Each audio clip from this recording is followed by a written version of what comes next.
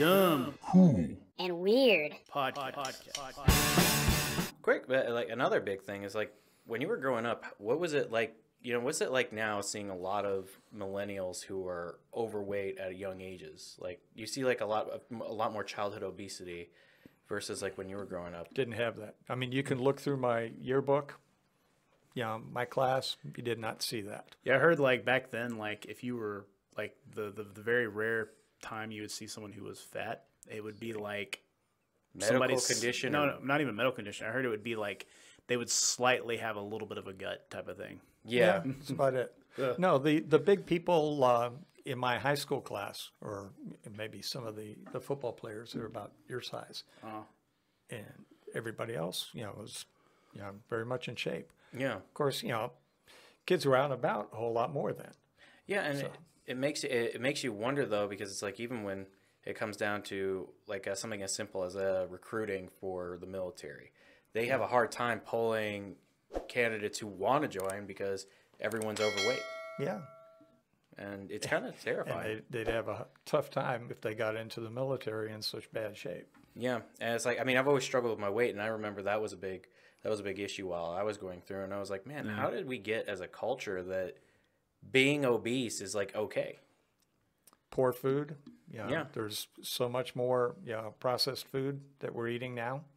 Even all the stuff you get at the grocery stores. Oh yeah. There's so much more of that we're eating at home, and a good bit of stuff that we're eating at fast food restaurants. So that's a good bit of it. And everybody's driving everywhere. Nobody's walking. Everybody is sitting inside watching TV or playing games. They're not out and about, doing stuff like when I was younger. Yeah. It's the same thing over in Singapore. My wife is from Singapore. Oh yeah. And I've been over there several times. It's the most beautiful place. But you can always tell the tourists over there. Yeah. Because they're out of shape.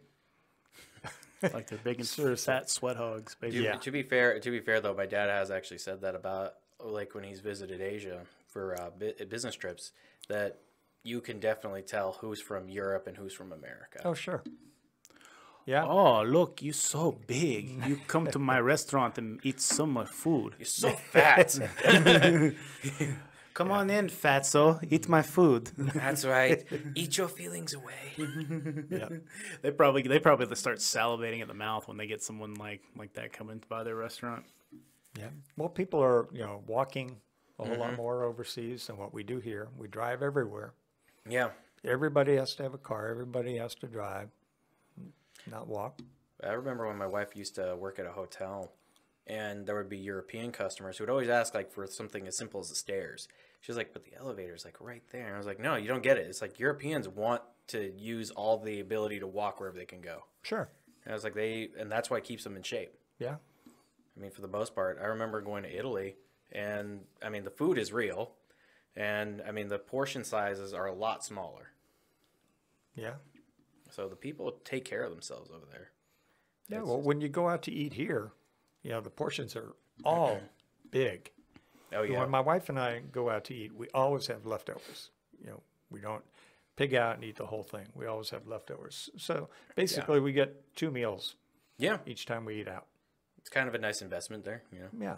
I usually always get like either a small appetizer or like a side salad when I go out to eat nowadays. Nice. Because that's actually Good the way to right do it. portion. Yeah. Yep. Like 6 wings, perfect for me. Like people, like you see the big fat motherfucker that comes and he's like, oh, could I get like 25 wings, please? Can I get the never-ending wings and the beer? I remember several years ago, my wife and I were at one of the Asian buffet restaurants. And at a table near us, there was this really big family. I mean, everybody was just obese. Gargantuan, monstrous. Except one daughter, one teenage daughter, was in decent shape. I mean, she looked, pretty nice. And her family, everybody in her family was teasing her because she was not coming back with these big plate loads of food that she was eating. She ate mostly salad and stuff, and they were giving her a hard time. Like, what's the matter with you? You got to eat.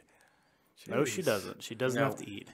What I always found is like interesting too, though, is like when I don't know what it was, but it's like with my family, they always would would fill your plate up.